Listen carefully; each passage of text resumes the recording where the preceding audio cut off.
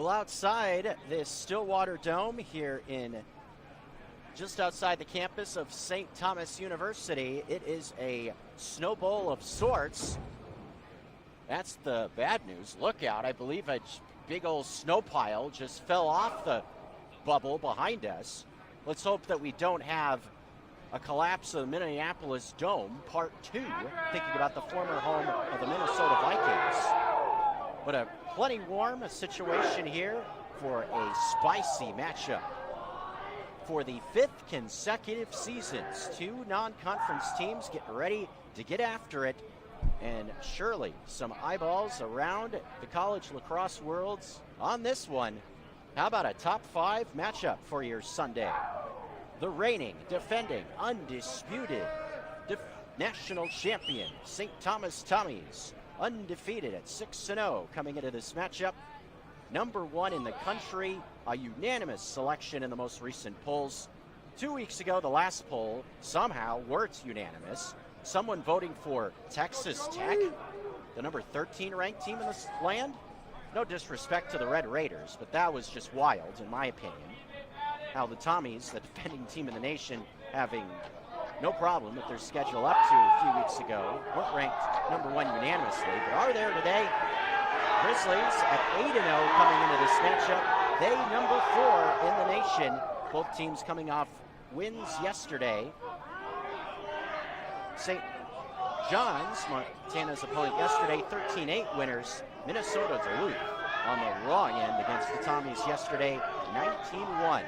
This is the 5th matchup in the last 5 years. Going back the last 4 matchups, St. Thomas has had the advantage, having won 3 of 4 with games played in Denver, Colorado, and 2 in Minot, North Dakota, here in the home venue of the St. Thomas Tommies, here in the Stillwater Dome. We're ready to go. 4 quarters of lacrosse, 4 top 5 teams. What would you rather do on a Sunday afternoon? From Stillwater, Minnesota, here we go with the face-off coming towards the Tommies, and netminder Joey Kortner patrolling things for the Grizzlies as he has throughout the course of the season. Starting in net for the Tommies today, a Barrington, Illinois native in Aiden Lazinski. Vast bulk of this roster comprising of players from the state of Minnesota, but Illinois native in net for the Tommies as they get things started here in the opening quarter.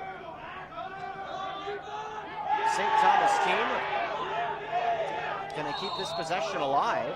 Officials say no at the midfield strike. An over and back, an early giveaway for St. Thomas, giving Montana an early opportunity. Challenge Lazinski on the far post. Ground ball picked up off the rebound by Kieran Holmes, a defenseman out of just down the road of Minneapolis.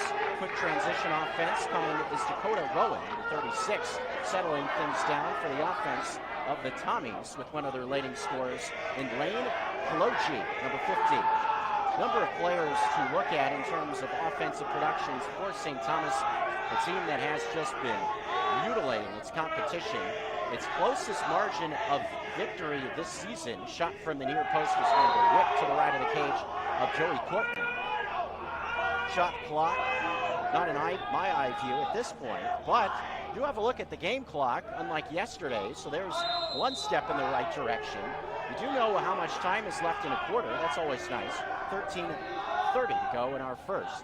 Both teams trying to look for an early start here in our opening quarter of play. Cam Jelly, a veteran, is going to come this way off the stick of another veteran, and Ethan Buskey. In X now. Buskey up top is going to take a shot over the head of Joey Kortner. Shot clock will reset.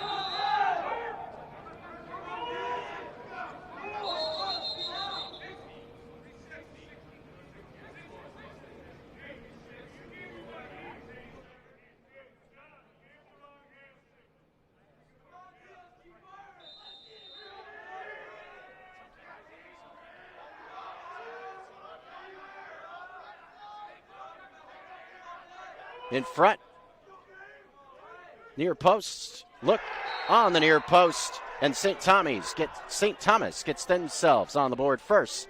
Cam Jelly, number 21, able to finish that one off, make this a 1-0 score. early on, the Tommies roll to the board first.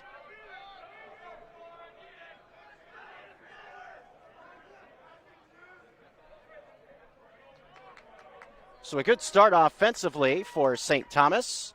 Able to possess it a few times in the first couple of minutes in the quarter with 12:57 to go.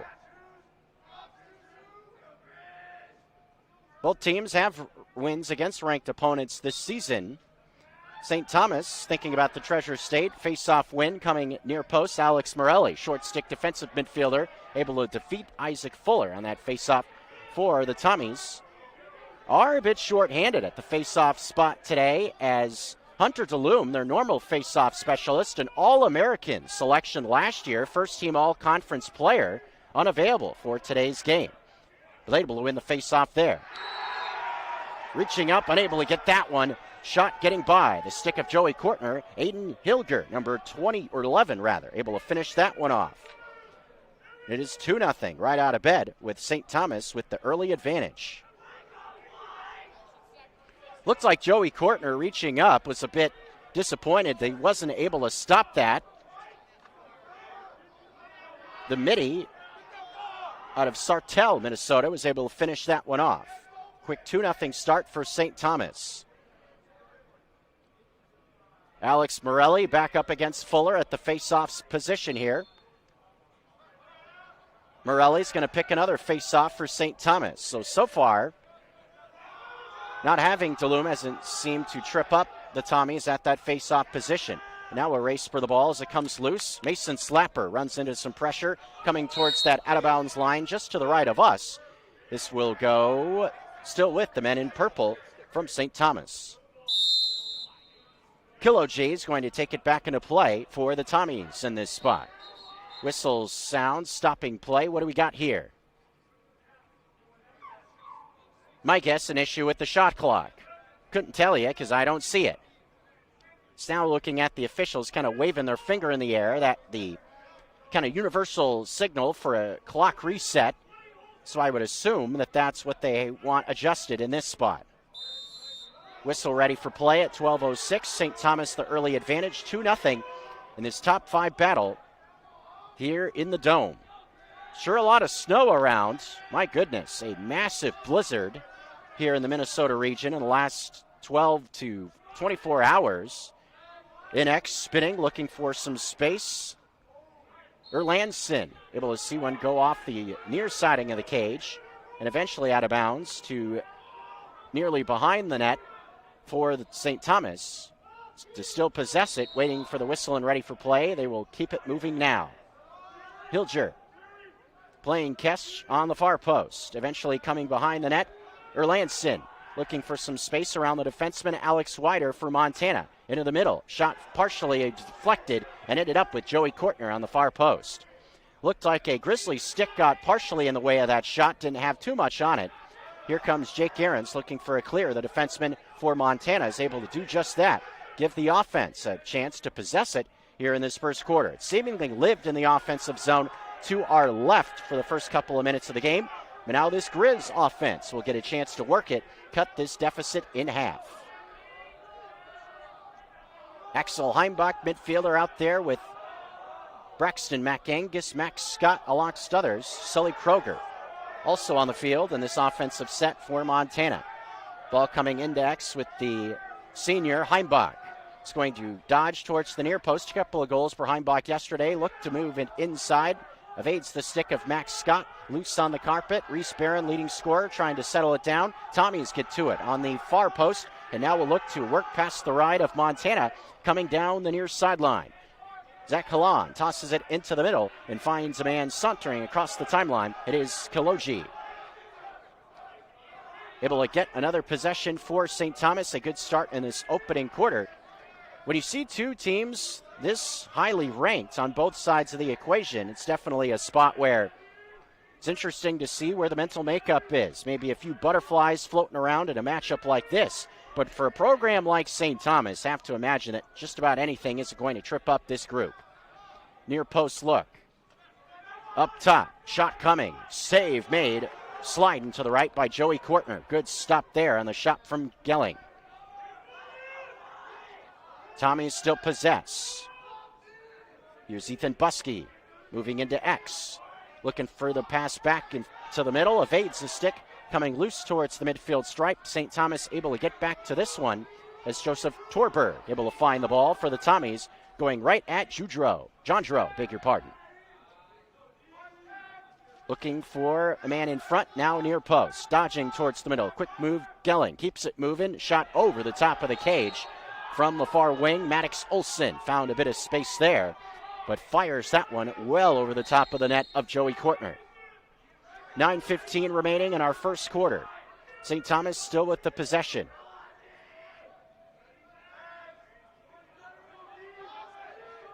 Alex Wider patrolling the X position. Comes back up top. Maddox Olson moves near post. Save made on a pass. Trying to burn the top left-hand corner was Gelling, but was able to make the save was Joey Kortner. And now we'll look up ahead himself, flipping on way up the field, evading the stick of Reeser. Looking for it looked like Reese Barron, unable to. Giving the ball back are the Grizzlies as St. Thomas has a chance to continue this prolonged possession in this half. So far, about halfway through this first quarter, seeing the ball live to our left as St. Thomas looks to continue to work and lean on this Grizz defense. A lot of snow outside us. As I mentioned, very comfortable here in the dome to a degree where it's almost a bit toasty. Could easily, not myself right now, could easily be rocking like a short sleeve polo or something like that. Bubbles in terms of temperature has seen a little bit everything from my perspective. This is, I believe, bubble number 3 or 4 that I've been able to see lacrosse action from over the years. Cross off another. Thinking about St. Thomas's opponent yesterday, remember there was a sequence non-conference action neutral stuff in Minot, North Dakota, a game where the heater did not flip on, and it was about 15, 20 below zero outside. This bubble a couple years ago, man, it must have been 15, 20 degrees. It was downright nippy in a bubble. To the point, remember just seeing the breath coming out of the players' helmets. Looked like something out of Lambeau Field. Sully Kroger in X, moving to Reese Barron. Grizz offense trying to get rolling. Defensive pressure there on the near post, able to knock it loose. St. Thomas wins it back again, and transition coming back the other way quickly. Dakota Rowan coming towards the net of Montana. 7 minutes to go in our first quarter. St. Thomas continues to lead this one by a pair. And to this point, Torberg now looking at the Grizz defense. St. Thomas has done a good job of keeping the ball on their end and not allowing much of a prolonged possession from the Grizzlies offense. Tough to get a rhythm going if you can't possess the ball too much. Near post, Wider trying to patrol there, moves quickly away. Shot from Olson comes up and over the cage.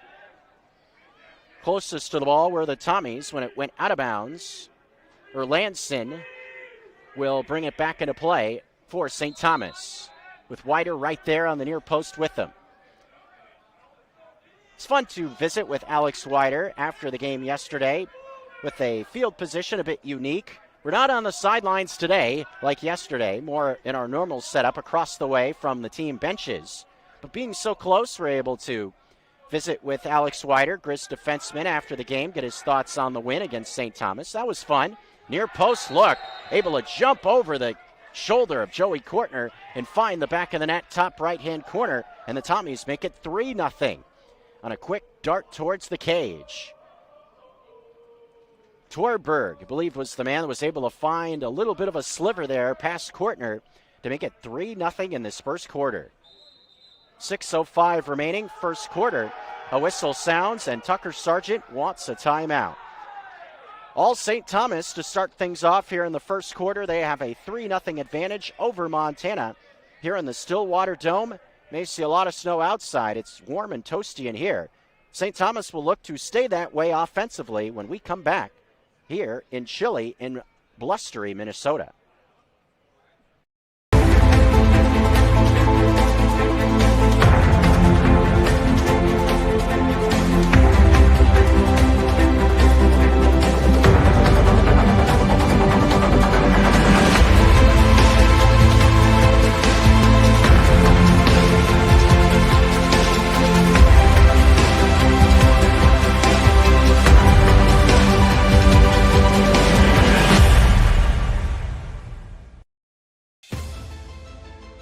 It's easy to see why Montana is the treasure state.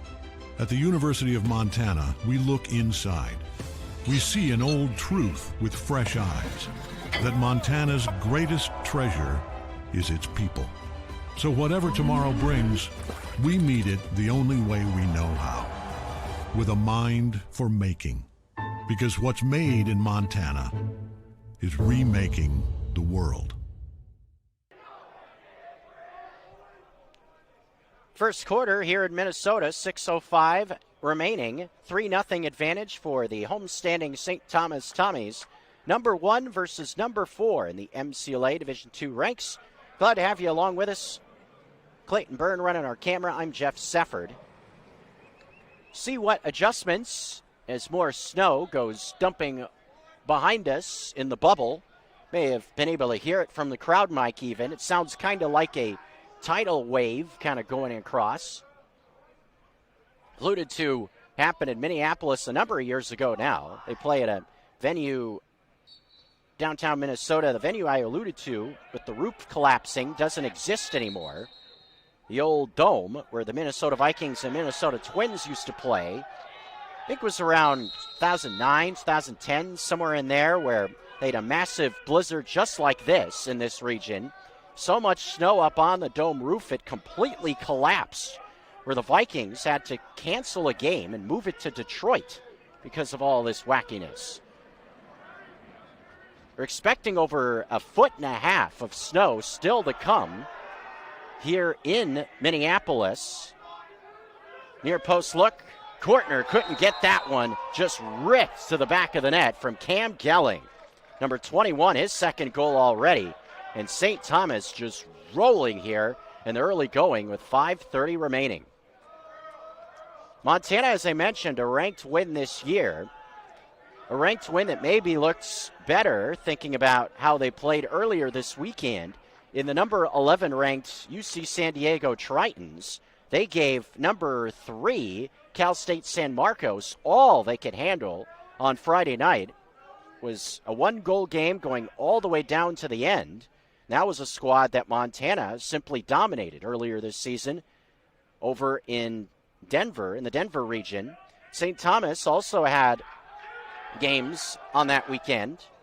Able to cover one St. Thomas contest during the weekend as well, helping out the Montana State Bobcat program. They put together that Rocky Mountain Rumble a few weeks back.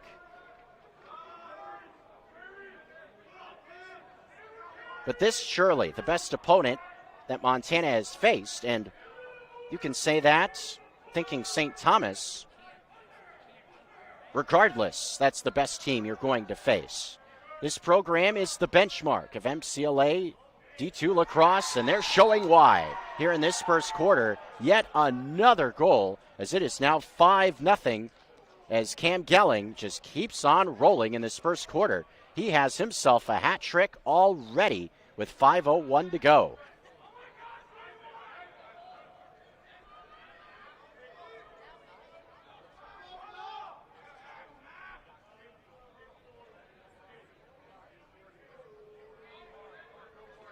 Trying another body at that face-off spot are the Grizzlies.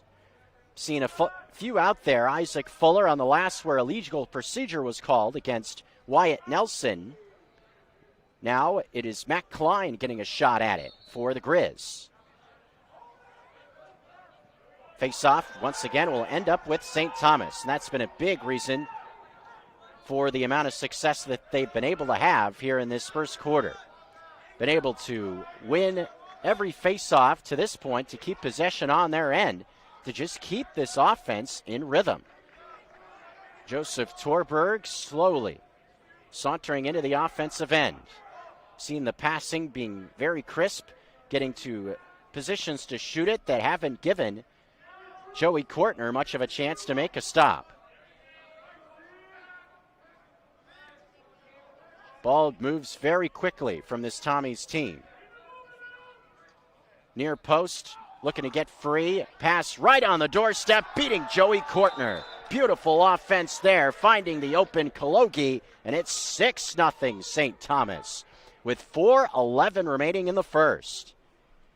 Beautiful offense there.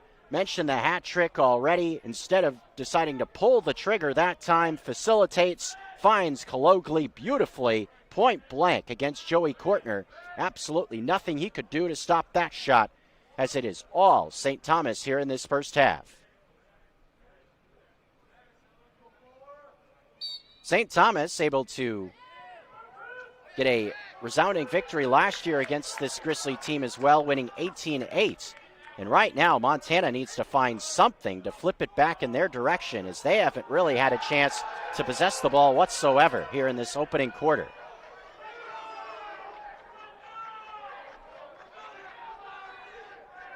Yes, a win against number 11 in UC San Diego, but this is a different animal in the St. Thomas squad. This is how they've looked so far. Precise in their attack of this Grizzly zone defense that has given most teams they have faced this season complete fits. Near post, Buskey, far post rather. Kortner able to reach down and stop that one. Zio will pass it near wing.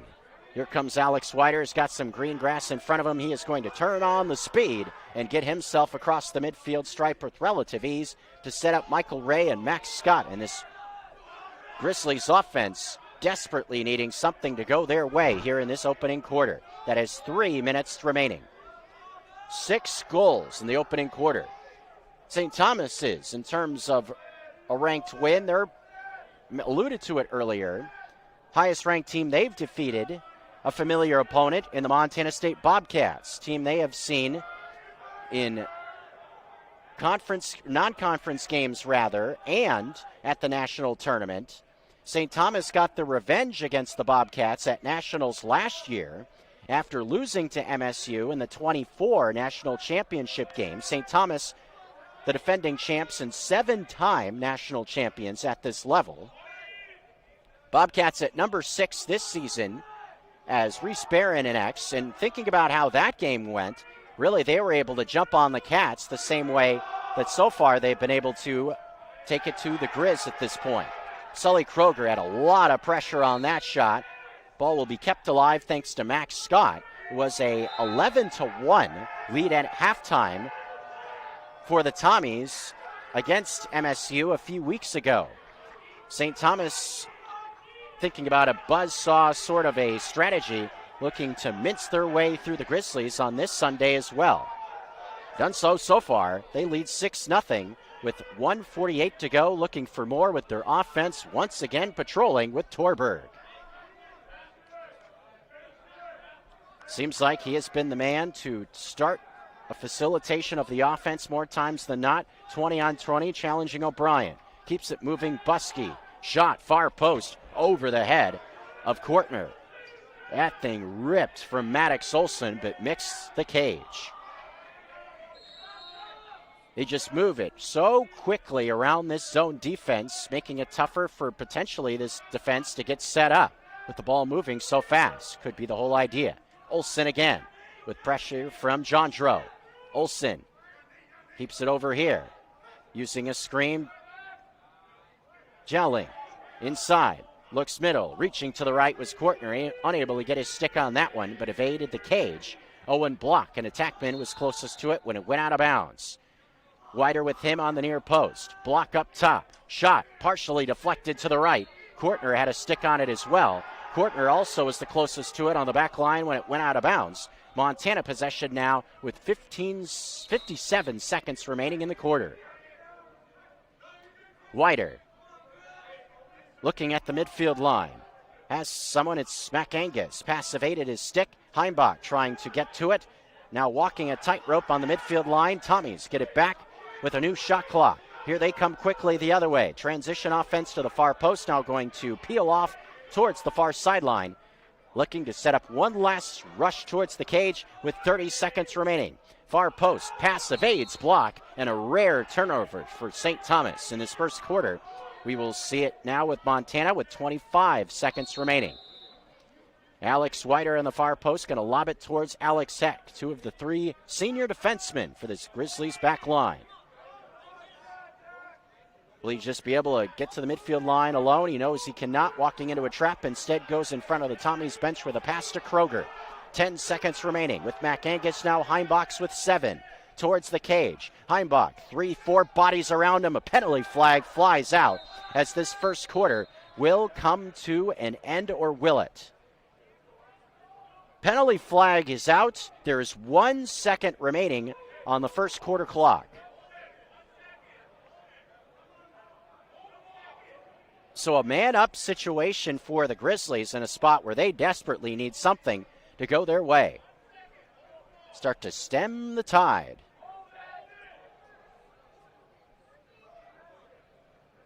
Have to give credit to the St. Thomas squad. They surely came out ready for this one as a whistle stops play after a whistle for ready for play after 1 second going off to signal the end of our first. Surely a statement made from these St. Thomas Tommies in our first quarter. 6 goals up on the board. They hold themselves a 6-0 advantage in this battle between number 1 and number 4. We're back with Montana Grizzly Lacrosse after this. MCLA TV, the ESPN MT app, GrizLax.com. Also check out our ESPN MT YouTube page. Find this broadcast and every Griz Lacrosse broadcast and more fun content throughout the course of the season. We're back with our second quarter when we come on back from the Stillwater Dome. University of Montana, we meet health with heart. Since 1893, Grizzlies have served on the front line of medical innovation, preparing for the future of health and wellness. Our medical school acceptance rate is 20% above the national average. With more than 72 pathways to a career in health, UM is training the next generation of healthcare professionals. Because what's made in Montana is remaking the world. Les Schwab changed the tire game more than 70 years ago. Today, we still believe you should get more from less. Like more hustle, less hassle. More of the best service around, less of the runaround. Because we include America's best tire warranty in every tire we sell. So you get more unbeatable warranty, less charging you extra. It's why we're more than proud to say, you get more from less.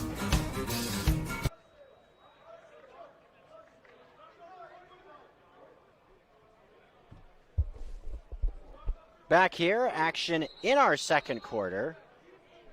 No, it didn't say end of second quarter. You didn't see that. End of the first quarter.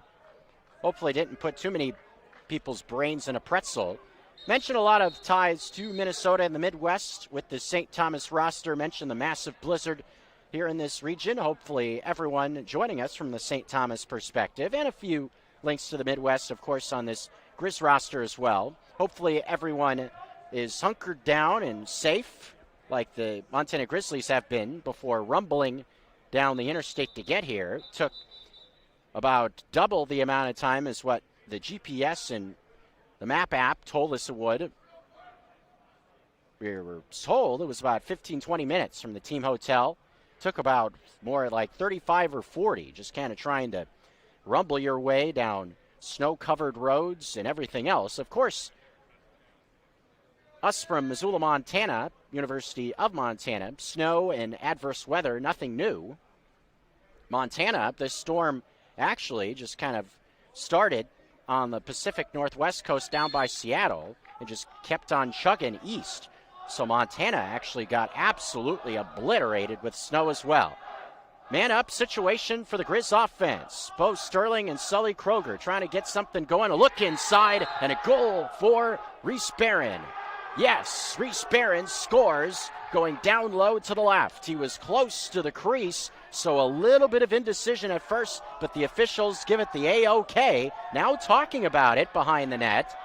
Believe this will stand, and Montana gets exactly what they're looking for with a man up in that spot. Get themselves on the board. Not even 15 seconds into our second quarter. Cuts the deficit down to 5, and maybe that's where it all starts to flip around for this Grizzlies team. Reese Barron, the team leader in goals, able to find the back of the net there for Montana. The 8-0 Grizzlies facing a challenge, no doubt about it, here in this opening quarter. Reese Barron, that was goal number 25 for him already, as Mason Slapper is able to win it off the face-off. See if the Grizzlies offense can find some more momentum. Alex Heck flipping up ahead to Asa Deskins at the wing. Now trying to work his way around. Looks like Olsen following him. Ran out of real estate on the near sidelines to Deskins. Good defense from Olsen, forcing that one out of bounds as that will go back to St. Thomas. Reese Barron his 25th goal and 31st point for the Grizzlies. Sully Kroger also in the 30-point category for Montana with 30 on the dot coming in. His stat line continues to be even in terms of goals and assists, or very close to it. 16 goals and 14 assists for the junior in Sully Kroger. A lot of impressive numbers for this St. Thomas roster as well. Kilo G over 20 points, 21 of them coming into the contest. Cam Gelling has now 20 goals to his credit, with 2 of them already here today.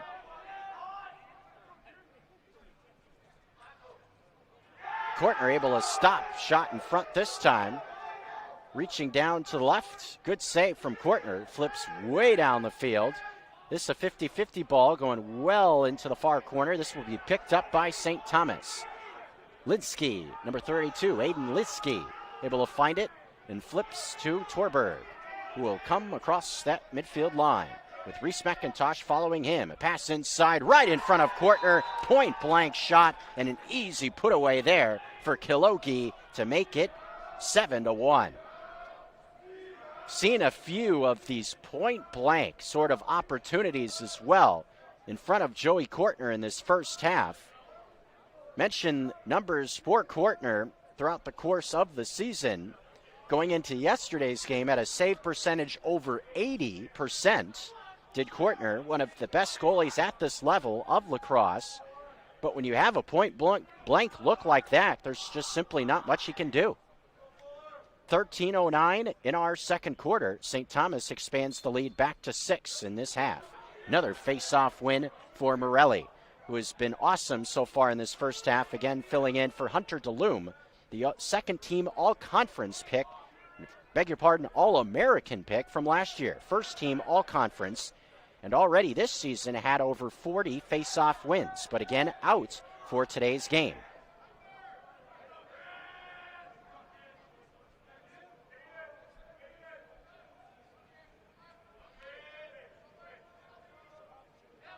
The preparation of the Tommies definitely seems to have helped them out in terms of being able to attack this zone defense, being able to find the holes in it to get these point-blank looks. The ball movement has been outstanding to attacking this defense. Shot, this one to the left of Joey Kortner. Still alive in X. Will be taken back into play, it looks like, by Erlandson. Play and catch. Now to the left of Kortner with Heck there with him. Coming back towards the near post, Aarons trying to move with the ball. Up top. On the near post. Side dodge against McIntosh. Erlandson and X trying to find an alley. Shot clock is winding down. You can hear the bench of the Tommies at 5. A move towards the near post. Reaching up to the right and making a stop was Joey Kortner on a shot from Sammy Ness, number 22. Good save from Kortner, able to track that one, moving to the right. Now on the clear, here's Mason Slapper, another All-American out here today in this top 5 matchup. Max Scott in the offense, got on the board for the first time on a man up. In the opening seconds of this second quarter, we'll look for more offensively here. Heimbach trying to use that big frame to get himself free. Pops one towards the far post, evading the stick of Reese Barron, reaching up. An unforced error there for this Griz team as it goes out of bounds in X.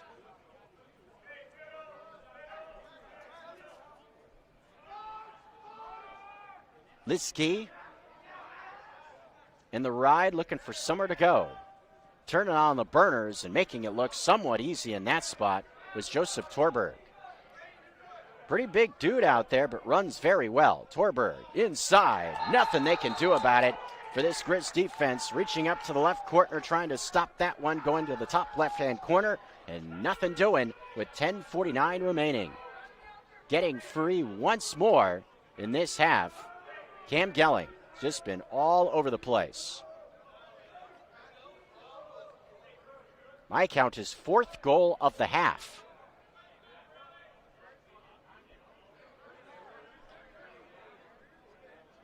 Back to Alex Morelli at the face-off position for St. Thomas.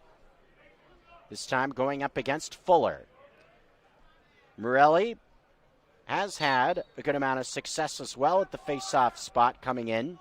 Mentioned DeLume with 40-plus face-off wins. He had 30-plus face-off wins coming into this contest today, losing only 13 face-offs all year. And that's surely a luxury for any team. Be able to have 2 face-off guys that are that outstanding. A big reason why this St. Thomas team has been able to get to the spot they have been. Getting the first look also in net for St. Thomas today at Linsky. Another look on the far post and making it look easy now. Coming towards the cage is Maddox Olson again. It's now 9-1 in this first half with 10:08 to go. Bit of a different look in between the cage. Hasn't seen much of a challenge so far in this first half. But St. Thomas had been outstanding at that position as well in recent games. Thinking about another All-American sort of product. Graduated after last year, and Jake Arns was able to end his career on a high, obviously, last season with a national championship season running all the way through Round Rock, Texas. Definitely looks like this team's will be headed to Richmond, Virginia, the new location of the national tournament. And if you're Montana in this sort of a situation, in this first half, have to take a long look at yourself and say, hey, this is a different monster than what we have faced, no question about it, to this point this season. But you cannot be intimidated by it. Have to make adjustments and find ways to compete with the best. Team ranked top 5 in the country, more than capable, coming out and fighting against a team of this caliber. Courtner able to stop this one from the near post and flips it towards Mason Slapper. Pass evades his stick. Bodies colliding right at the midfield stripe as 2 teams battle for possession. This will be Grizzlies' ball, going back to the left. Sully Kroger, a quick peek up ahead, nothing there on the near post. Is going to keep it in the cradle, eventually move it to Reese Barron.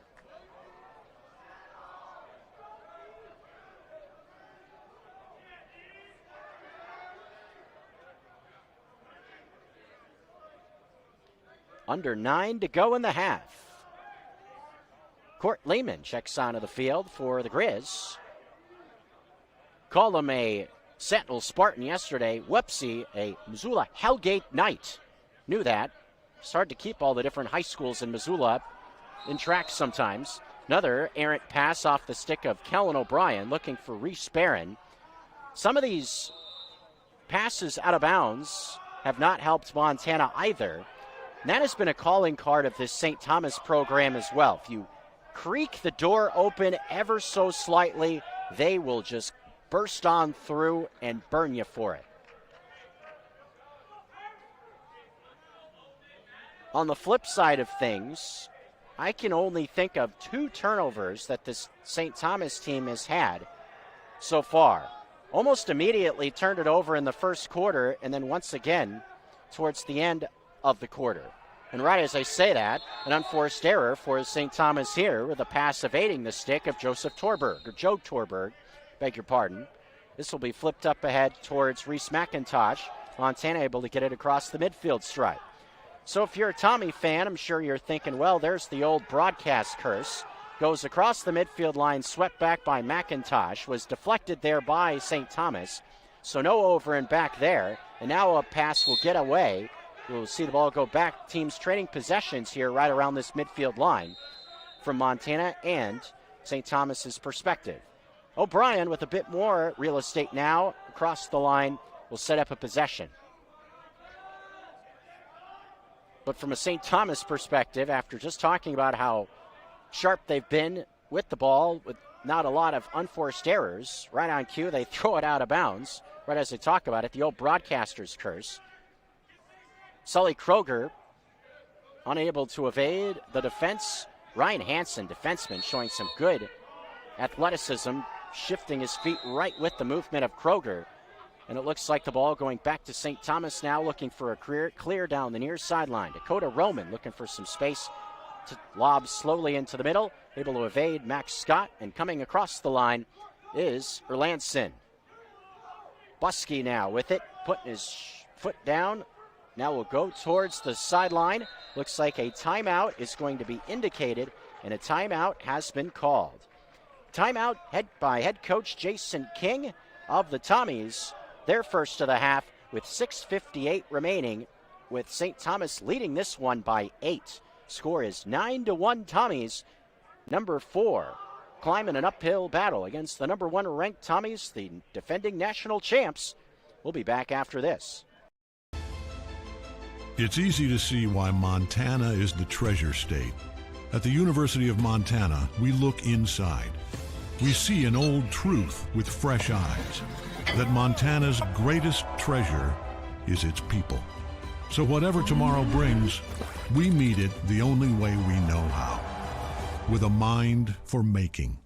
Because what's made in Montana is remaking the world. At the Stone of Accord, our liquor store has an extensive selection of Irish whiskeys, wine, and local spirits. We also have exciting events daily, and our complimentary beverages are always served with a smile. The Stone of Accord, Irish fare with Montana flair, restaurant, liquor store, and casino. Bring the whole family to the Stone of Accord for a wonderful brunch.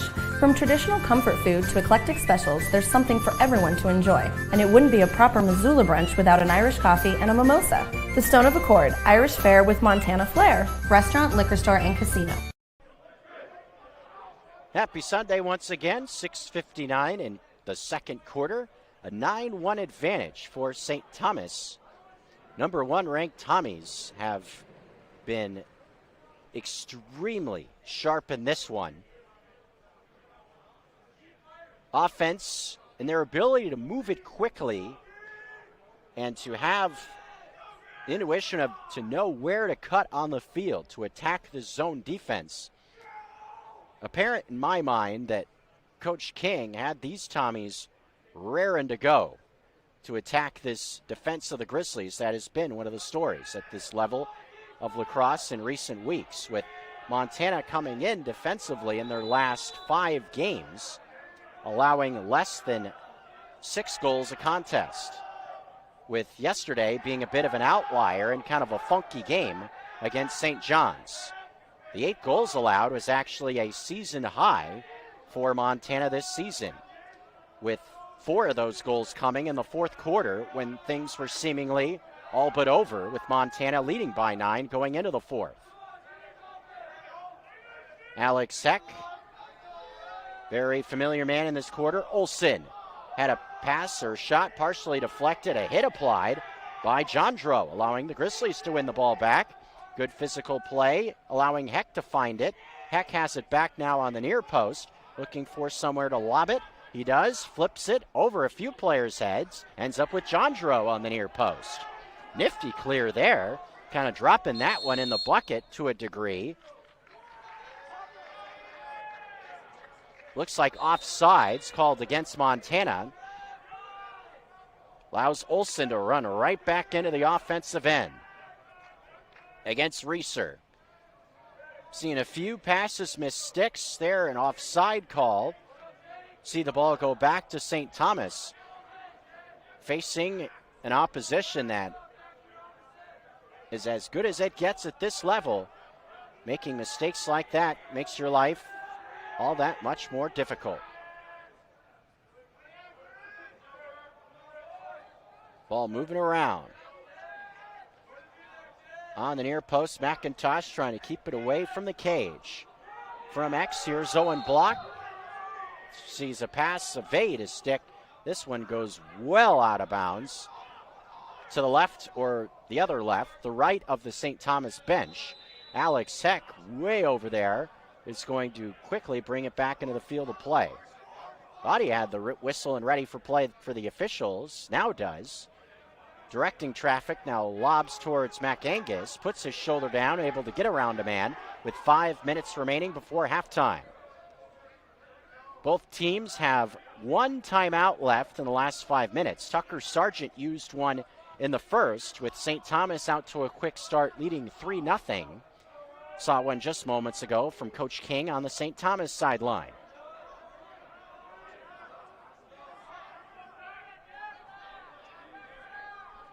Only goals so far in the half for the Grizzlies came on a man-up spot. And another, looks like, maybe contact off the ball there, seeing the ball go back to the Tommies in that situation. Officials were blowing their whistle with contact off the ball, well to the left of the Grizzlies bench. Something over there.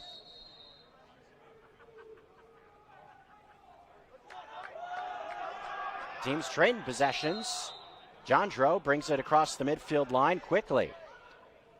Trying to converge on the far post. This shot will be stopped on the far post, but a man for Montana came into the crease. Back and forth we go. Kind of a wacky sequence the last 30 seconds or so. Teams trading possessions in this spot with now about 4 minutes remaining for the half. Kind of like a hot potato out there. Alex Heck trying to keep it away from Kortner. Great feed to the far post. Coming across the crease. Nothing Kortner could do. Was shifted to the left. Shot goes bottom right corner. Right there to finish it off was Owen Block on great facilitation. Double digits now for the Tommies, who lead it 10-1 with 3:51 remaining in the second.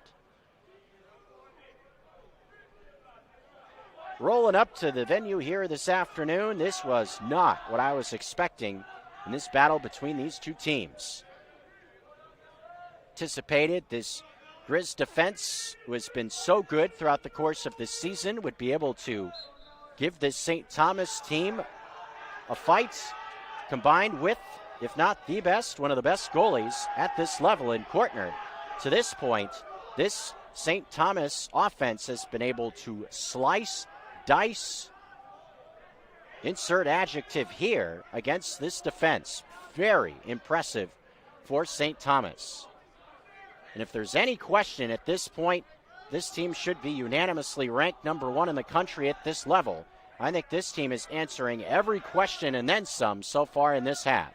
Very impressive performance. Heimbach saw one go off the near siding of the cage. Saw that net pop up for just a second on the shot from the far wing. Unable to find the back of the net, and quickly the other way come the Tommies with 3 minutes remaining in the half. Did they run out of real estate on that far sideline? I do not believe so. Timeout has been called, the second timeout of the half from St. Thomas, with 3:03 left before we take a break at the midway point. Tommies lead it by 9. It is 10-1 in this first half. We return from the Stillwater Dome. A blizzard outside, but staying toasty in here for some MCLA Sunday Matinee lacrosse action.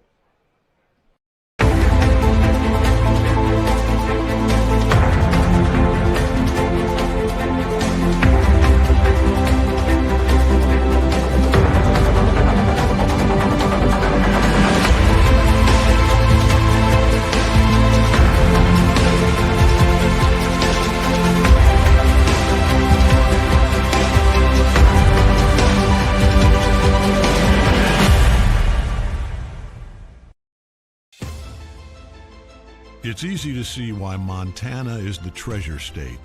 At the University of Montana, we look inside. We see an old truth with fresh eyes, that Montana's greatest treasure is its people.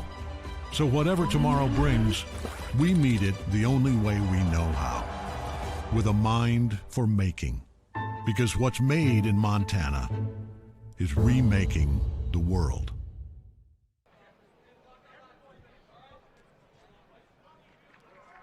Second quarter here in the Stillwater Dome. 3 minutes and change remaining.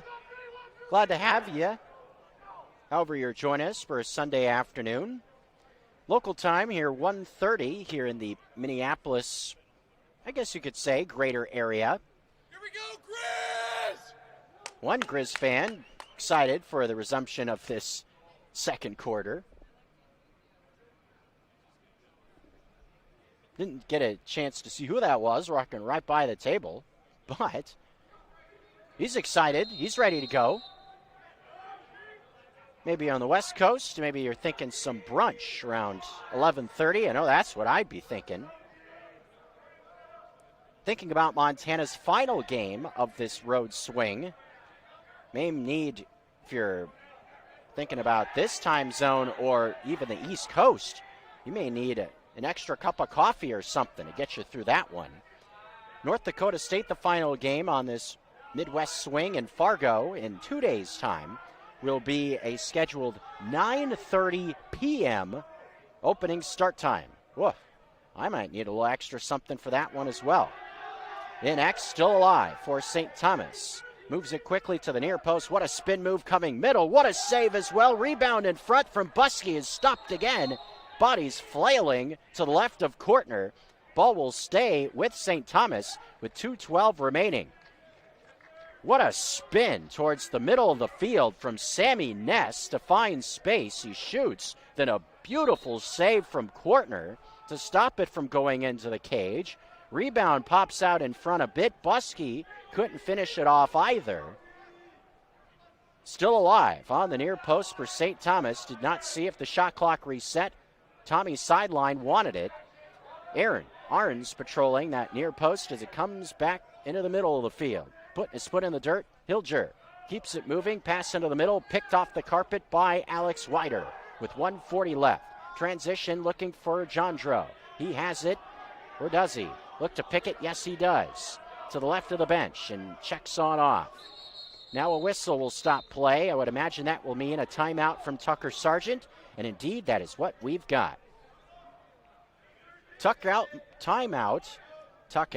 almost kind of putting timeout and Tucker Sargent's name together there. Hello, timeout, Montana. There we go, with 1:33 left before the end of the half.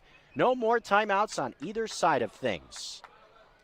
Glad you're here with us on whatever channel you've decided to join us from. A whole multitude of options. MCLA TV, also streaming on the ESPN MT app, GrizLax.com, and don't forget about that ESPN MT YouTube page. Even from the St. Thomas perspective, you want to take a look back at the game we covered at the Rocky Mountain Rumble a few weeks back, featuring St. Thomas. That broadcast archived right there. Check it out. Had a good vantage point there at Legacy Stadium in Aurora, Colorado. Maybe a chance to check out some more St. Thomas lacrosse, even from a Tommy perspective. He can have you covered. The ESPN MT fun content throughout the course of this lacrosse season. We've even had a few videos featuring Griz Lacrosse go viral this season. Goal from last weekend from Griz attackman Bo Sterling had over 100,000 views on Instagram. That's pretty cool. Humble, I guess you could call it brag there. I'm not the reason it went viral. I don't think so anyway. 90 ticks to go. Montana looking for a push of something positive. Like you're a member of the New Day at the end of this half. A push of positivity. Here comes Sully Kroger, using some speed into the middle. 30-plus points, looking for more on the far wing. Has it towards McAngus. Had a couple of goals yesterday, 2 of them. Braxton McAngus. Back to Kroger. Keeping it moving quickly. That one comes awkwardly out of the stick of Kroger. First intuition told me it was deflected way over the head of Reese Barron, but that one just gets away cleanly. Another turnover in this first half. Sees the ball go back to St. Thomas, who, if they can get past the ride, most likely, looking at the clock, can't see it right now. Have to imagine it would be under 80 seconds, which would mean no shot clock, but that all irrelevant point. Reese are able to get around 2 men somehow. seemingly was in a straitjacket right at the midfield line. Now runs into more pressure at the midfield stripe. Flag is out after the hit as the ball will go back to Montana here. Torberg applied a bump right at the midfield line, knocking it loose from Reeser. 29 seconds remaining in the quarter and half. Flag is out. Montana will have another look at a man up in this spot. 30-second penalty. So as this plays out, situation where the Grizzlies will just look for the best shot they can get before the end of the half, get themselves the second goal of the game. Again, first goal of the game came in this quarter with 13 seconds gone on a man-up situation. Another spot just like that for this Grizz offense. Have to have some urgency here again with the clock now at 25. Bo Sterling and X to Barron. On the far wing, looking middle, nothing there. Kroger now with it. Had a man there. Max Scott couldn't pick it off the carpet. Bo Sterling in the general vicinity as well. St. Thomas with it back. Final 10 ticks coming towards the midfield line. Across that with 5. With 3. Flag is out. Well away from the cage with 2. With 1.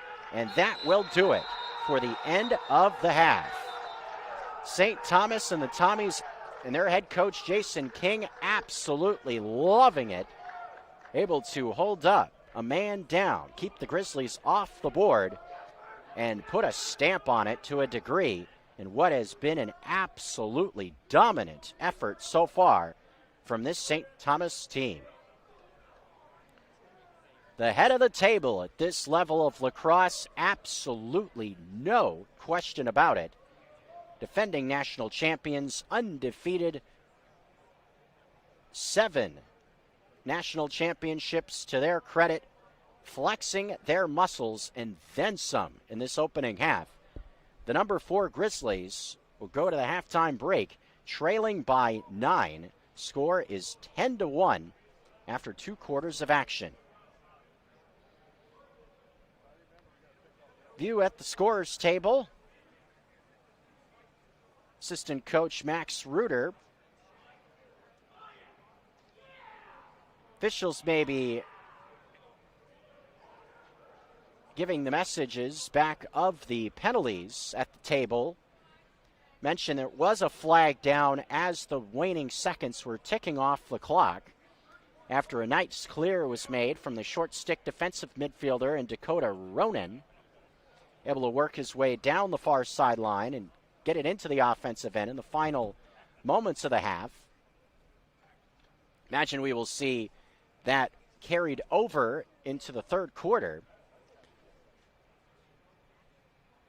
Just about anything you could imagine for St. Thomas in that first half going their way. Their ability to move the ball quickly, attacking the zone defense, seeing back cuts and just cuts to open portions of the field, attacking again the zone look, finding some open space to attack Joey Kortner and find some point-blank shots. And it's a situation, doesn't really matter who is in between the pipes when you're seeing some forms of those point-blank looks against a goalie. There's not much a goalie can do in a situation like that to be able to make a stop. Their ability to make clears, that was something I remember about seeing St. Thomas a few weeks ago as well over in Round Rock, was their ability to make clears just look absolutely rudimentary. Just make it look like the easiest walk in the park in the world. And at times, mentioned this yesterday about Montana, how seemingly they've been able to stop their opponents from getting across the midfield line more than they have allowed them to go across it, forcing many turnovers with all the pressure and hounding players to the ball. That's sort of an idea. St. Thomas has been able to do that. And again, despite not having their All-American and Hunter DeLume, the face-off spot, thanks to Alex Morelli, has also been a highlight for the St. Thomas team.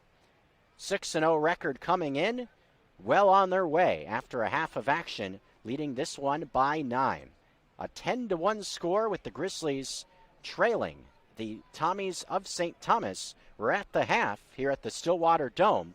We'll keep things rolling along in this halftime break after this. The ESPN MT app, GrizLax.com, MCLA TV, also streaming live on our YouTube page. The number 1 Tommies lead the number 4 Grizzlies by 9.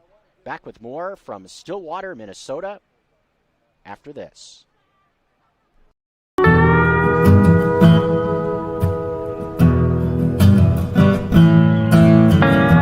What the?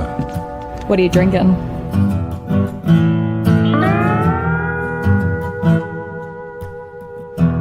I think I'll have a 56.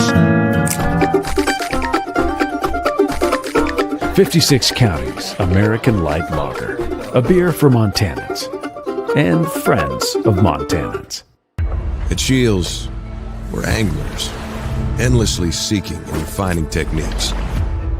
We're hunters and storytellers because we've been out there. We're experts that put products and gear to the test so we can share that knowledge with you. At Shields, we understand your outdoor journey and the path you're on because we walk it too, every step of the way. Shields, right there with you. Access to Montana's great backyard is the best part of being a Grizzly. At the University of Montana, our classrooms are the mountain peaks, river valleys, and never-ending plains of the Big Sky Country. We provide students with the hands-on training to protect and enjoy hunting, conservation, and stewardship. UM launches the careers of outdoor leaders so that they can protect our traditions and ensure they are passed down for future generations. Because what's made in Montana is remaking the world. Les Schwab changed the tire game more than 70 years ago. Today, we still believe you should get more from less.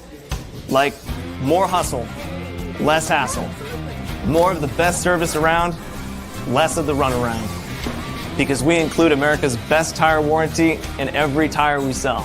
So you get more unbeatable warranty, less charging you extra.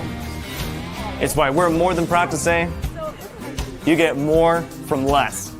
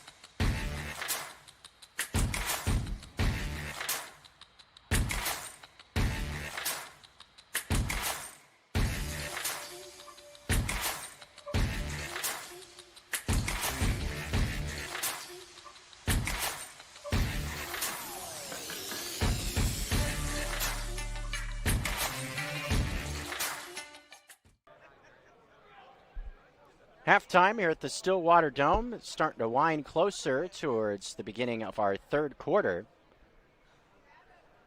Situation where St. Thomas, surely we're locked in for this one, as they lead the game by a tally of 10-1, scoring 6 goals in the first quarter, outscoring Montana 6-0. Grizzlies were able to get their first goal on the board, as I mentioned, about 15 seconds into the beginning of the second on a man up, and found nothing further against this St. Thomas group. After a animated discussion in the midst of our break, overhearing some of the things being shared from the Grizzlies sideline, it'll be interesting to see how this team makes some adjustments in our second half. Yes, St. Thomas doing a lot of things right with the ways they've been able to execute in multiple different phases, but also it's been a lot of your own worst enemy sort of things from this Grizzlies team, like it's an early 2000s song, just making things extremely difficult on themselves. I've seen numerous balls thrown away on the offensive side, had seen offsides called a few times as well. When you're playing a team this good in St. Thomas, those are the sorts of mistakes that will burn you almost every single time. This St. Thomas program has made it part of their culture, just to feast on their opponents' mistakes. You leave the door open, they will come bursting on through. Another old adage, you give them a foot, they take a mile. They've obviously had a lot of success doing a lot of those things in this quarter. But the highlight for me has been the ball movement, seeing how quickly it's been able to move around from this St. Thomas squad, with Maddox Olson and others just being able to just pop it around this zone defense and at times find point-blank opportunities in front of Joey Kortner. But if you're the Grizzlies, you've seen now this St. Thomas outfit. You know what they're going to throw at you in terms of this aggressive approach. It's kind of interesting how they're able to kind of take their foot on and off the gas at times, if that makes sense. How they're have a lot of athletic ability, but they're not a team that's going to try to race into the offensive end. Team that is going to get themselves a possession, and once they have it, will then be a little bit more methodical with it, moving it precisely around the field in offensive zone. So it'll be interesting to see how the Grizzlies make adjustments to what they have seen so far. And again, this is a spot where, regardless of the result from Montana's perspective, your season does not end here today. We're sitting here in middle of March. Richmond, Virginia is over a month and a half away from both of these teams' perspective. This is a chance just to see what you have to adjust and how you may react differently if you were to see the men in purple from the Montana perspective again in 6-7 weeks' time. Montana also will have the day off tomorrow before making the trek to Fargo, North Dakota. Grizzlies plan to head on down towards the Mall of America. That'll be fun. Seemingly a good thing to try to check out with the weather the way it is, with blizzard warnings. Seemingly a massive indoor sort of setup is a fun way to spend an off day. I myself looking forward to it. Also going to check out some NHL hockey tonight. That'll be awesome. With the Minnesota Wild and Toronto Maple Leafs playing in Minneapolis. So that's part of these long trips, these quote-unquote spring break roll. Doesn't seem like spring break with the weather the way it is. Wyatt Nelson going to get things going along with Morelli for St. Thomas. Another face-off win to begin our second half. 10-1 St. Thomas. On we go to the third quarter here at the Stillwater Dome with a 10-1 score. But when you're on these long treks, it's always a part of it, trying to mix in some team building and fun activities along with the lacrosse games, of course. Up top, Kortner, good start to the second half, able to reach to the left and make a save on Jake Marshall, number 28. Penalty flag is out. What do we have here?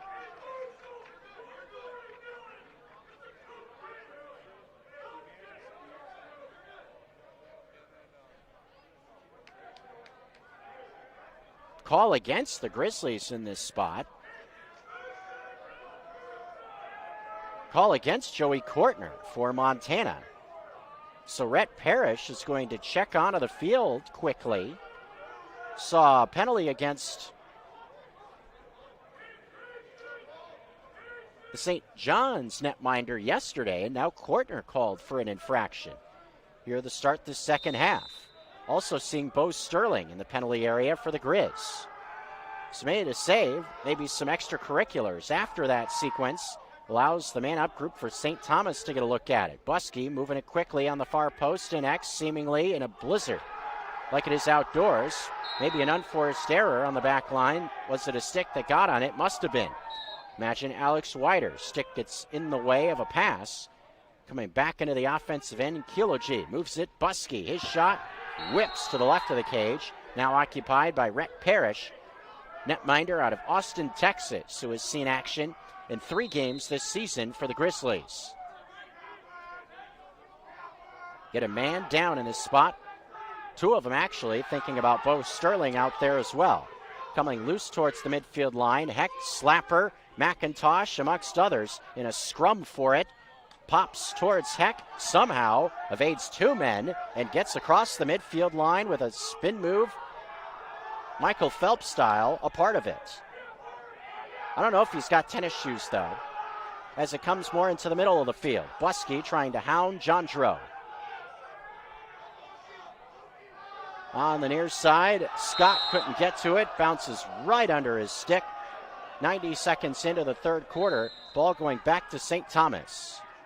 With Joey Courtner now back in between the pipes for the Grizzlies after the conclusion of the penalty.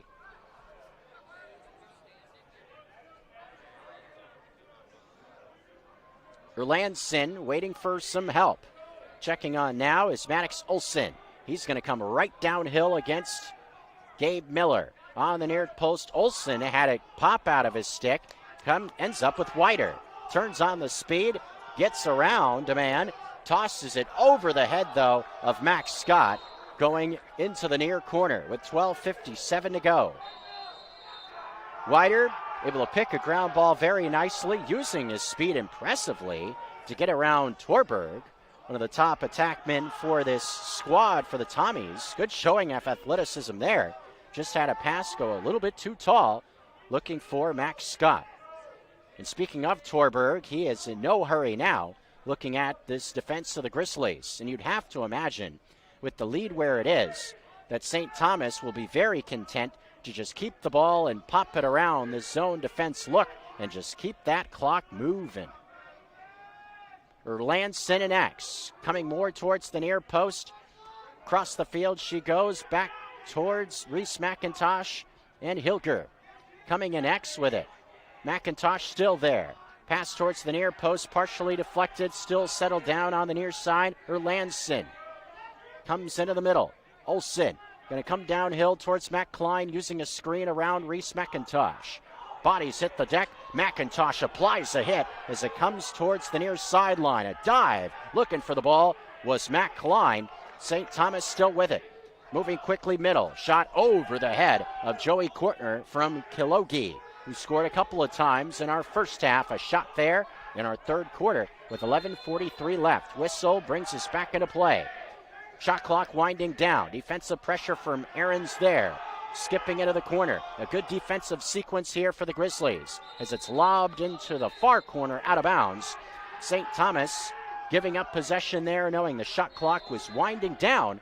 And that was maybe the best defensive sequence that this Grizz team has had all day.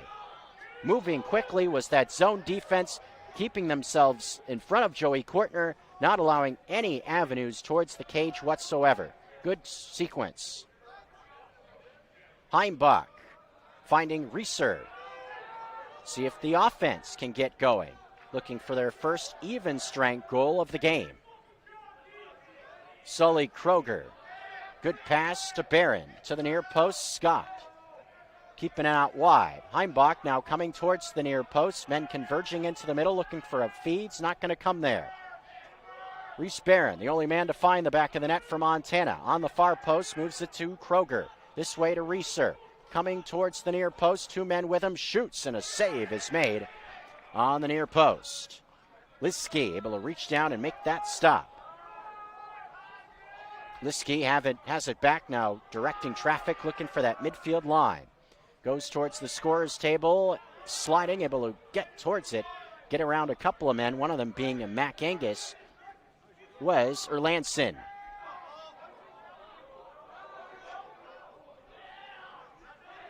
Nearly 5 minutes into our 3rd quarter. Both teams looking to draw first blood in this quarter. In terms of games of note around the MCLA on this Sunday, this really the highlights in terms of ranked teams, with this being spring break, kind of a smattering of other MCLA games. Far post, this one whips over the cage to the left of the net.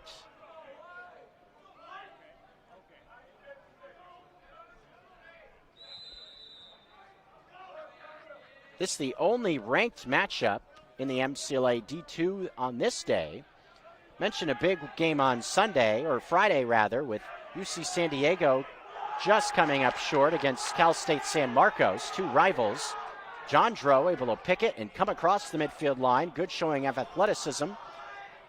Not only able to knock the ball loose, but then use his speed to work across the midfield line to set up an attack for his offense. Checking on is Michael Ray, who's able to come out towards Asa Deskins. Looks like Bo Sterling will be coming onto the field in short order as well. Yes, he is. And he has it from Deskins. Michael Ray coming downhill towards X. Barron in the general vicinity. Now going to come towards the cage, it looks like, putting that shoulder down as he often does, trying to use that physical style to get towards the net. Keeps it moving. Deskins from distance, good save made. Rebound in front, Max Scott cleans up the mess. Goal number 2 for the Griz in this third quarter. An 8-goal game thanks to Max Scott. Shot taken, didn't give up on it. Great save initially was made by Lizinski as well in that spot. Rebound just popped out right in front for Scott, who was able to finish it off. For Max Scott, that's his 11th goal this season and 15th point for the Grizzlies offense.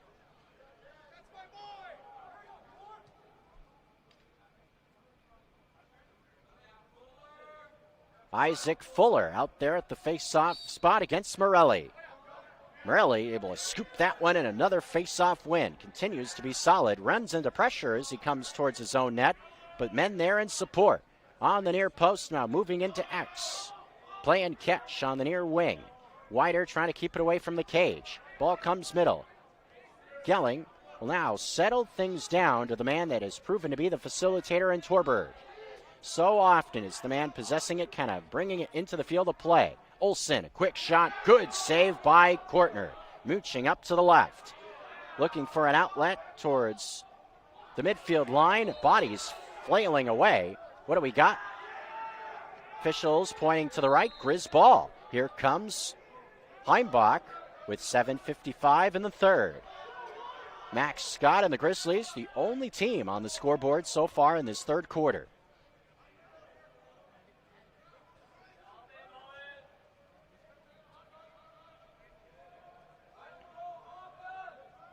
Mac Angus in front of the bench of the opposition. Winds it up and comes towards the net. Bringing it more into X, trading places with Barron. Now on the near post. A backhanded shot.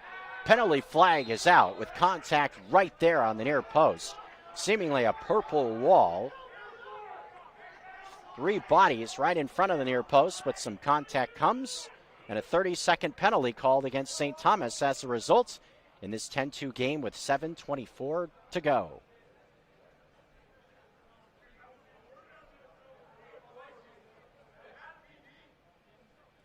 Despite the weather, as I mentioned, large contingent of St. Thomas supporters still was able to brave the elements. I would think that folks from around Minnesota, right idea, maybe going down into their den area, keeping warm, maybe got a fire going, maybe a comfortable Sunday lunch, breakfast, brunch, whatever. Up top, Kroger looks towards Reeser as a pass partially deflected and picked off the carpet. Now looking for the midfield line and making it across is Christopher Tornell. The long stick. Front of the bench now, Montana lost it. Ball will go back to the Grizzlies. Got a little bit of oomph on that Griz sideline, it looks like, despite the deficit, is Kellen O'Brien. Has some space, moves it to Kroger, has it back O'Brien, shoots. This one is stopped on the near post. Flipped right to the stick, though, of Bo Sterling, who finds Scott. Thought about a shot, lost it, has it back on the near post. O'Brien. getting a message from Heck to settle things down at that midfield line. Court Lehman back with it to Barron. 6:20 in our third quarter. Barron, quick pop towards the near post, going across the grain, does a pass, goes over everybody's head in front of the bench of St. Thomas. Kroger able to pick up the mess. Give it back to O'Brien with Olsen right with him. Can't get around him. Moves it to Kroger. Screen is there. Back into the middle goes Sully. Kroger spinning, looking for somewhere to go. Defensive pressure right with him, and he throws it out of bounds. Ryan Hansen was planted on Sully Kroger. Great defense in that spot just to move right with him. And we've seen that a few times from the defenseman, his ability to stick right with these offensive-minded players. Coming right at us, here comes Olsen. Quick move into the middle on a pass and settles it down to his old buddy again. Seen it all day in Torberg. Mentioned St. Thomas putting their pedal down and then taking it off quickly. That was a great example of it. Olsen had this shifty little move at the midfield line and some speed to get it into the offensive end. And once St. Thomas possessed it, took the foot off the gas and started moving it around. On the far post, now an X. Where are they going? In front, Buskey. Shot is stopped by Kortner on the far post. Jake Ahrens flips up ahead. Has a man open. It's Mason Slapper. Transition Jandro. Coming towards the cage across the grain. Kroger keeping it moving. Barron, beautiful offense. Tic-tac-toe. And they score to make it 10-3. That was awesome offense from Montana coming in transition. Their best offensive sequence by a country mile with 4:54 left in the third. Tic-tac-toe, and the second goal of the day for Reese Barron. Started at the midfield line, and a feed to Jandro, who went to the left to Max Scott, who found a wide open Reese Barron, who buried it top right corner. Outstanding execution in that spot.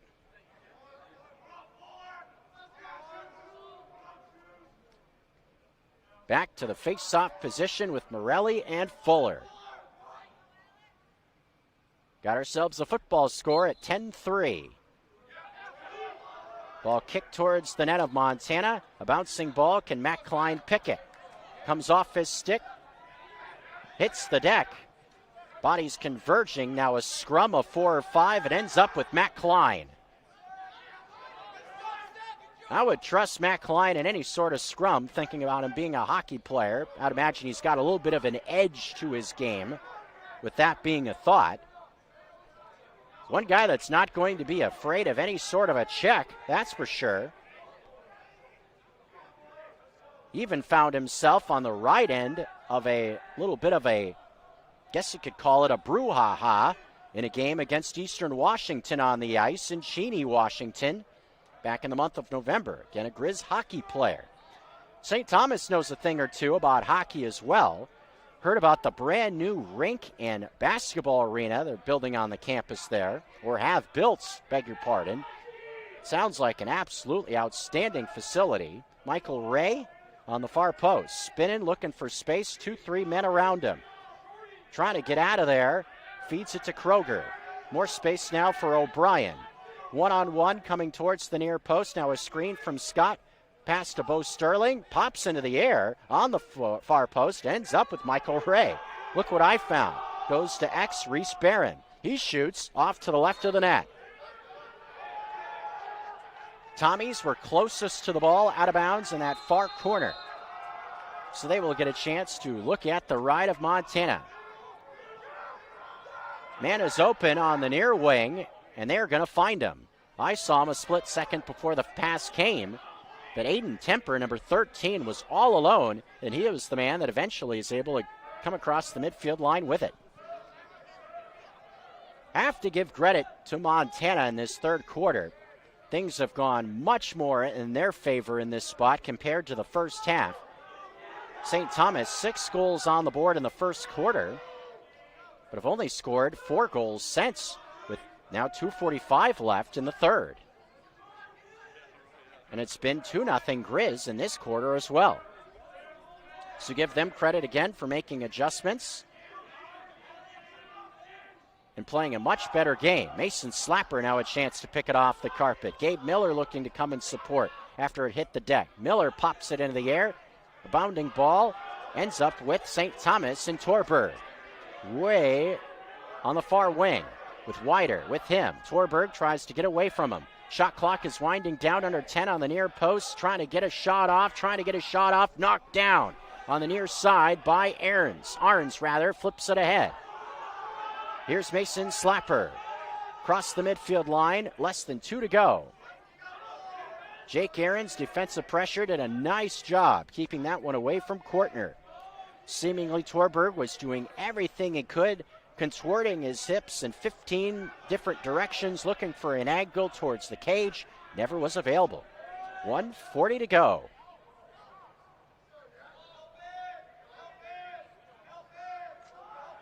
Reese Barron to Kroger and Heimbach. Side dodge coming against Olsen. Surely a size advantage for Heimbach. Olsen, a lot of athleticism though. Heimbach coming towards the cage. His underhanded shot goes to the right of the net. Now a race is won by whom? Believe St. Thomas. Yes, Tommy Ball with 1:14 to go in the third. They can work it across the midfield line. Olsen goes right towards this near wing and makes it look easy, getting around a couple of Grizzlies. Left Max Scott in the dust in that spot. He's able to race past him with relative ease. Pressure was there from Kroger as well. Impressive athleticism. 45 ticks to go in the quarter now. Out wide to the right with Hilger. Comes back more this way. Here's Sammy Ness. Side dodge against John Drow on the way from Jake Marshall. Moves it into X. Keeps it moving to the far post. 30 seconds remaining. Alex Heck is there on the near post. Ball pops up into the air. A shot coming. Reaching to the right. Kortner able to track that one coming through traffic.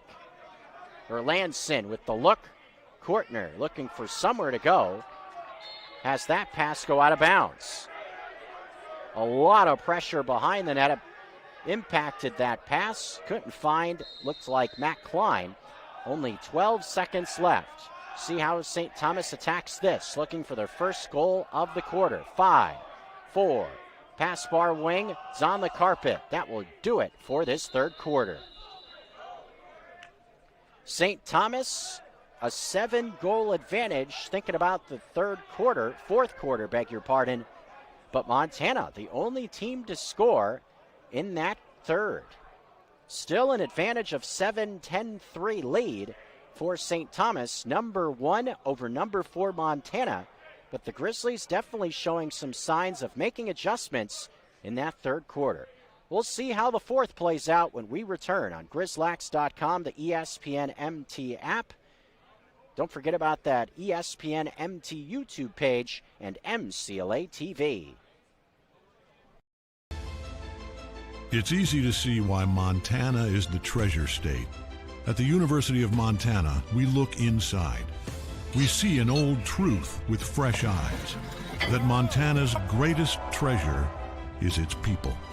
So whatever tomorrow brings, we meet it the only way we know how, with a mind for making.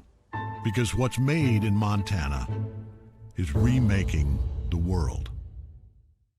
At the Stone of Accord, our liquor store has an extensive selection of Irish whiskeys, wine, and local spirits. We also have exciting events daily, and our complimentary beverages are always served with a smile. The Stone of Accord, Irish fare with Montana flair, restaurant, liquor store, and casino.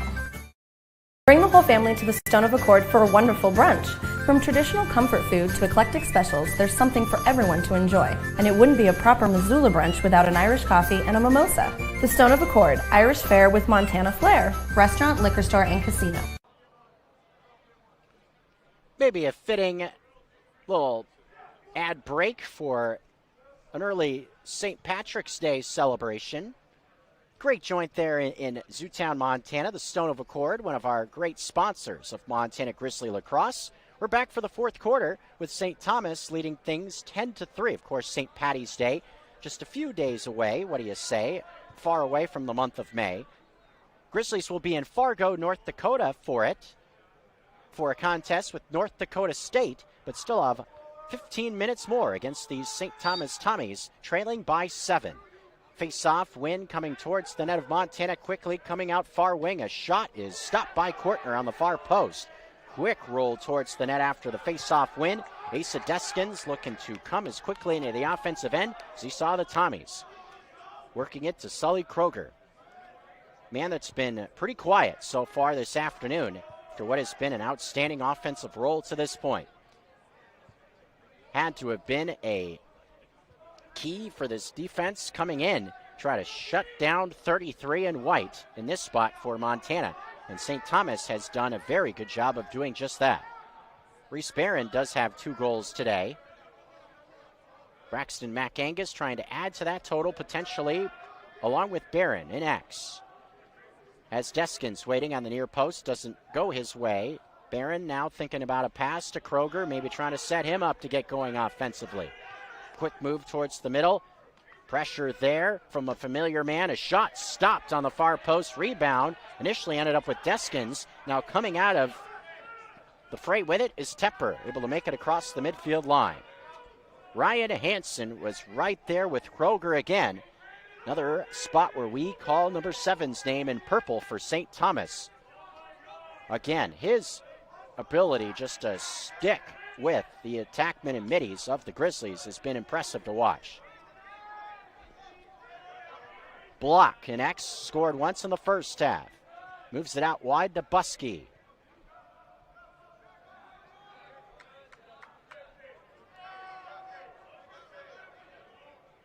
Nearly 2 minutes in, Buskey in front of his own bench with John Droe, who has looked specifically good in this second half in a few different areas. Shot from well out. Kortner, absolutely no problem with that. Flipping it up ahead to Wider. Stonewalled that one on the left post. No chance. As Sawyer Snow has it offensively for the Grizzlies. First time seeing him on the field in this fourth quarter in the contest. Seeing some game action is the freshman Sawyer Snow. Had an awesome weekend last week on his home field, Washington Grizzlies Stadium. Saw his first goals in his Grizz career in games against Idaho, victories, Central Washington, and also Gonzaga. St. Thomas, 6-0 as I mentioned. Wins against number 10, Florida Atlantic, and number 6, Montana State. They also will be thinking about North Dakota State. And the next time they are in action, they will be playing in Fargo this coming Saturday, the 21st. Same venue in which the Grizzlies will see the Bison in a few days. NDSU, another ranked team in this upper Midwest Conference, number 14 in the most recent MCLA rankings. Looking for a chance near post, a bouncing shot coming over the head from Hilger, over the head of Kortner. Grand Valley State, that will definitely be a highlight matchup coming later for St. Thomas on April 11th, as will a game against Rhode Island, a team that's been impressive over the last couple of weeks, scraping into the MCLA rankings this past week for the first time this season. A team more times than not, though, has been a national tournament contender. They come in at number 13 in the rankings nationwide. A little bit of an idea what's on tap next for these Tommies and Grizzlies, with both teams seemingly with eyes fixated on Richmond, Virginia come April. In terms of the PNCLL conference, where Montana calls home, it definitely looks to be a two-squad race. In these Grizzlies, who are 3-0 in the conference, and the College of Idaho, who raised some eyebrows last week, they're unbeaten still. able to get a win over Montana State by a mile. Their most impressive win, with victories coming against subpar opposition other than that. Every other team they had faced to this point this season were under 500, but a win against Chris Kelly and the Bobcats, definitely nothing to sneeze at. 10 minutes and change remaining. Ball in the middle, now popped out to the left. Buskey back with it, putting his shoulder down against McIntosh. Not much of an alley, takes the shot anyway, partially deflected by the stick of Kortner. Also looked like Heck got in the way. Michael Ray has it stripped from behind, comes across the midfield line, ending up with the loose ball is Sully Kroger. Pressure is there from Torberg, able to evade that and find Reese Barron.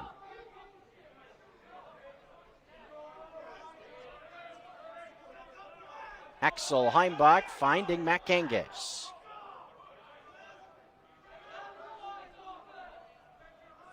St. Thomas came out flying in early going.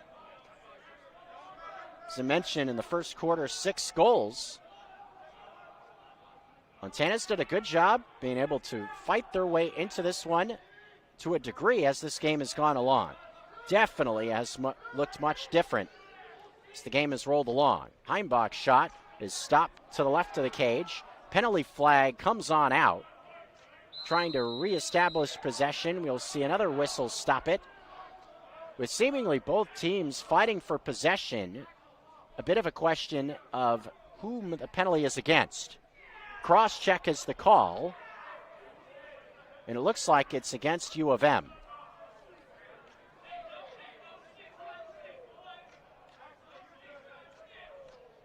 Cross-check penalty, yes. And it was called against Axel Heimbach. So it will be a man-up situation. We'll flip ends of the field going off to the right. St. Thomas and their offense, a man up, will look to get on the board here in this second half.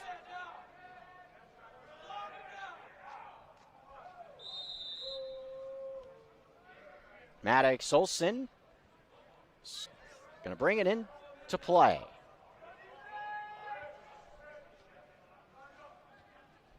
Torberg on the far post continues to see the ball move. Gelling's shot is stopped. A rebound out in front, tried to get to his own miss. Loose ball pops way out towards Maddox Olsen. Has it back, does Olsen on the near post, keeping it more on that side of the field, now in X. Looking. Defensive pressure there. Shot does not come from the near wing. Hilger, see it move away from here to the far side. Now up top she comes with Marshall. Marshall, pass to the near post, looking to get around the defense as it comes into X. No avenue there. Back to the far post now. Defensive pressure, but somehow getting through that and finding the back of the net nicely was Joseph Torberg. 11-3 as the Tommies get themselves an 8-goal advantage with 8:19 remaining.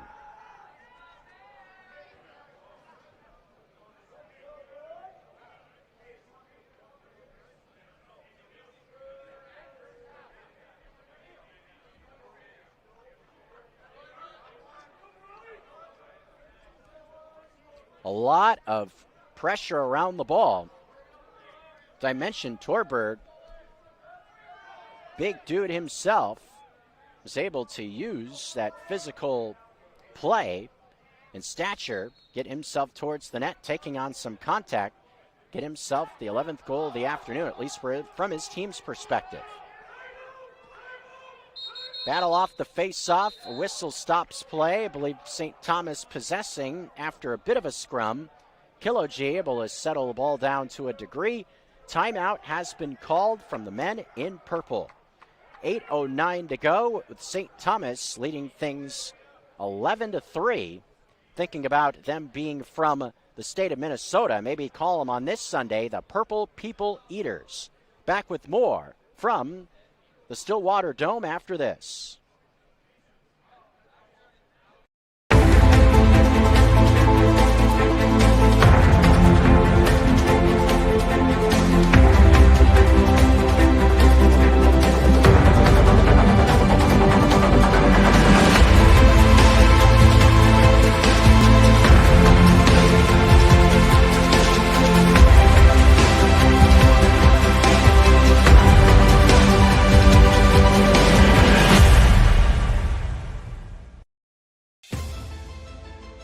It's easy to see why Montana is the treasure state.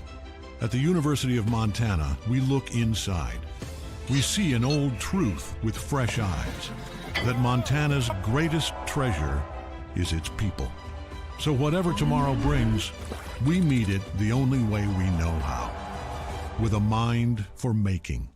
Because what's made in Montana is remaking the world. Our final quarter here from the Stillwater Dome. Clayton Byrne giving you an eye view of it. I'm Jeff Safford. St. Thomas will have possession of the ball after their first time out of the half. Tucker Sargent and the Grizzlies still have both in this fourth quarter. As here we go back to the action with Buskey keeping it moving to the far wing. In X. Torberg out wide to Jelling. Inside, Buskey wants it back. Instead it goes across the grain. Now in X. Back out in front. Buskey with it towards the near post. Still moving quickly. Wraps around to the far post and somehow finding another avenue to the back of the net. Scoring again was Torberg. 12-3 advantage with Heimbach still in the penalty area on what was called a non-releasable penalty in this fourth quarter. 4:71 to go, a 9-goal advantage.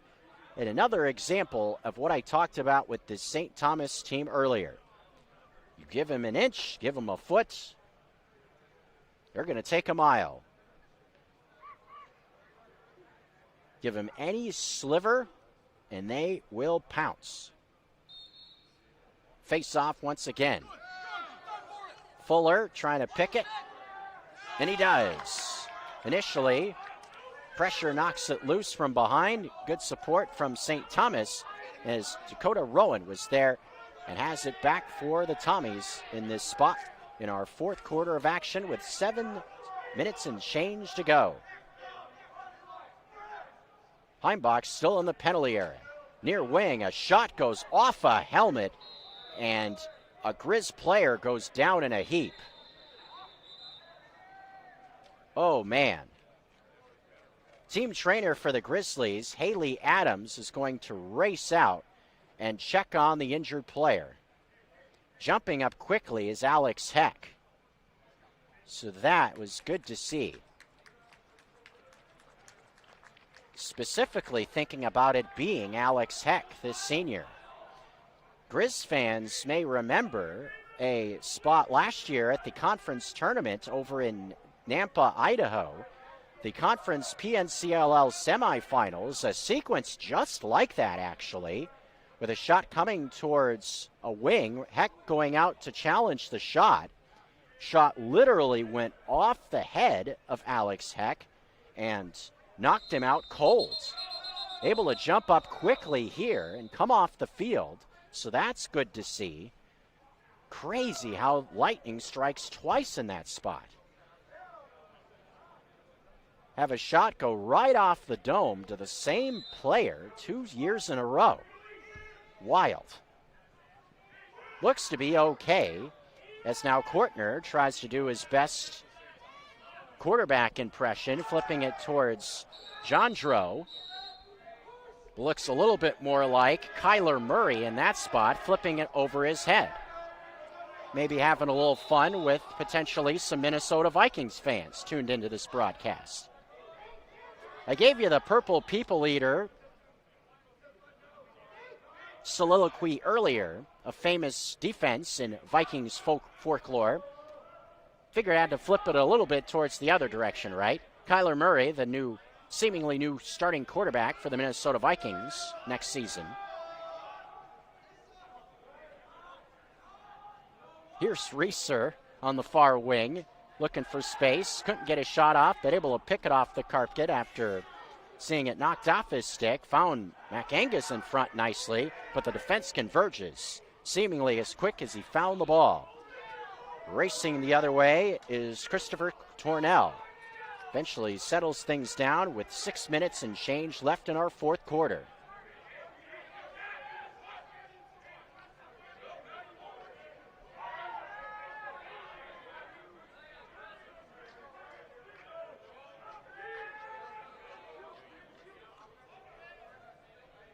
wherever you're hunkered down from, potentially dealing with this blizzard, hopefully things have been an enjoyable Sunday.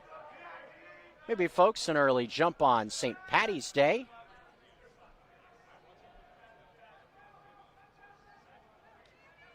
Not sure how the St. Patty's Day is going to go from the Grizzlies' perspective with that interesting start time on Tuesday nights. Potentially, maybe, if you're a little bit of a night owl, a chance to celebrate it a bit after the game. On the near post, definitely won't compare to Montana's last year trip to Alabama on St. Patty's Day at a full setup down in Mentone, Alabama. That was a lot of fun. Team interactive games, a barbecue, and everything else. 5 minutes to go in the fourth. Shot will go behind the net. Favorite Irish foods. I would think that Minneapolis, you could find some solid Irish joints. Hopefully Fargo as well. Buzzer sounds. That will be a shot clock violation against St. Thomas with now 4:53 remaining in the game. Joey Kortner looking for an avenue for it across the midfield line. It's going to go Bo Sterling's way. Able to make his way across the midfield line. A couple different ways you go, obviously. The old adage is corned beef and cabbage. You could go shepherd's pie. You could go bangers and mash. What else could you dream up? Guess the world is your oyster. Here comes Court Lehman into the middle. He's got some speed going to the far post. His shot rips over the net, but misses to the left. So much force on it. It actually bounced from behind the net all the way towards the patrons standing on the sideline to our right. More towards the wing. So much force on the shot. Gives you an idea. On the ricochet, that thing was just ripping towards the net. Sully Kroger trying to find somewhere to go. That straight jacket applied on the near post, and the Tommies end up back with it. And once again, there was Ryan Hansen. Has he been impressive today? On the near post, ball knocked out of bounds. Grizzlies win it back with 3:40 to go. Just can't say it enough. His combination of size and athleticism from the defensive side of the equation for the Tommies.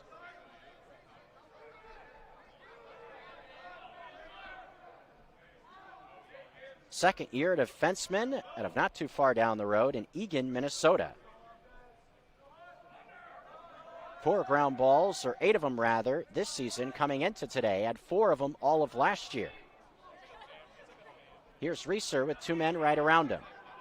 Looks for a shot, spins towards the middle, has Bo Sterling, goes away from him, and in between hop, Kroger handles it, shoots just to the right. Able to reach down on a tough hop and handle that pass, got the shot off, but a save was made. Reaching off to the right in that spot from Lazinski.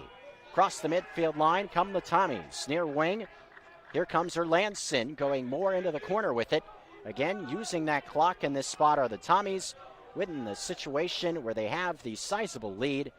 Ticking this fourth quarter down that is now under 3 minutes at 2:30 remaining. Thomas a 9-goal advantage, sitting at 12-3. A buzzsaw of momentum in the first half. It's proven to be plenty enough in this one as Buskey loses his footing, comes up with John Drow right with him. Will go into X with it now. And that's been their strategy in a few games this season against ranked teams. Coming downhill, Olsen goes tumbling down. A few flags do as well. Man up coming for St. Thomas unless they score in this spot. Ball knocked out of bounds. This will indeed be a man up with 1:59 left. Mentioned this in the first half, but with St. Thomas playing their, to this point, highest ranked team they have faced in the Montana State Bobcats, did the same thing to MSU a few weeks ago as well. Just jumping right on their opponents to get to a big lead at 11-1. Same thing was true here today, with St. Thomas leading by 9 once again, matching their largest lead of the game, led 10-1 at the end of our first half. Montana definitely has been able to flip it more into their favor in this second, but When you're trailing by 9, that's a big uphill mountain to climb. Just like the one that the Montana Grizzlies will have to face going back over the Continental Divide, headed back towards the Garden City. Far wing, shot coming, partially deflected before it got to Kortner. Still alive in X for Kilo G. 90 ticks to go. Buskey up top, and no rush. Pop towards the far post, able to deflect. The pass was Wider. He gets knocked to the turf, and looks like Wider able to get up off the carpet. Was knocked down head first initially. Looks like he's okay. Maybe a spot where had going down chest first, maybe had his Wid knocked out for a quarter second with all that momentum going down on him. Approaching the 60-second mark, 1 minute left in the game. See if the Grizz offense can find something positive with time winding down in this quarter. Tucker Sargent, if he wants to set anything up, does have a full gamut of timeouts left with both of them remaining. St. Thomas with 1, but I would doubt they would think about it in this situation, leading by 9. Bo Sterling with 45 seconds to go. To Asa Deskins. Coming downhill towards the far post. Moves a quick pass to Reese Barron, whose shot goes off to the left. Good setup to Barron, though. Knocks his stick against his head, knowing he maybe let a goal-scoring opportunity go to the wayside, missing the cage. Sully Kroger quickly towards the net with 25 to go. Pops it back up top. Deskins moves quickly towards the cage. 2 men converge. Takes a shot. Save is made, and this one will be settled down on the far post from Lazinski. Final now 20 ticks, now 15. St. Thomas, a buzzsaw success in the first half. They're going to ride that all the way to a victory over Montana in this top 5 battle. Final seconds off the clock. The number 1 St. Thomas Tommies show the nation why they are the top team at this level as they work their way past Montana by a final score of 12-3. Montana definitely will have a lot of things to look at in terms of the tape from this game. Had a chance to see what the best at this level of lacrosse looks like, and that is the positive they definitely have to take away from how this game went. And the other thing you have to look at from Montana's perspective, score was 2-2 in terms of goals scored in that second half, after St. Thomas just jumped all over the Grizzlies, specifically in that fourth quarter. Again, scoring 6 goals. And from that point on, St. Thomas put it on cruise control the rest of the way. That was one big question I had about this game coming in. Thinking about both teams not being in games that were closely contested coming to the end at any point throughout the course of the season. What would it look like if it would be a close game coming to the end of this one? Well, that